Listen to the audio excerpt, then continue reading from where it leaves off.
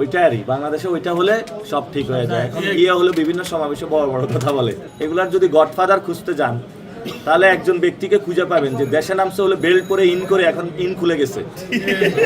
চাঁদা তো এখানে পুরো সয়লাভ, শুধু এখানে না, আরেকজন আছে না ঢাকা 11-তে ভূমি দখল করে কাইয়ুম কমিশনার, মিথ্যাবাদী।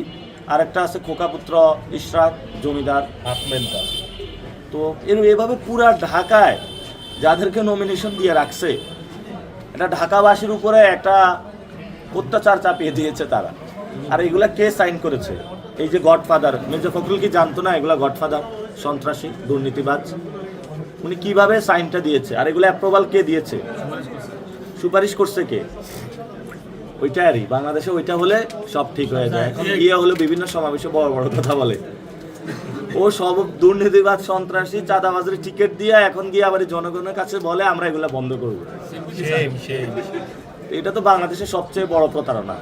এই জন্য আমি বলেছিলাম দুর্নীতি, সন্ত্রাস, চাঁদাবাজি যারা এই বাংলাদেশে, এগুলার যদি গডফাদার খুঁজতে যান তাহলে একজন ব্যক্তিকে খুঁজে পাবেন যে দেশে নামছে হলো বেল্ট পরে ইন করে, এখন ইন খুলে গেছে।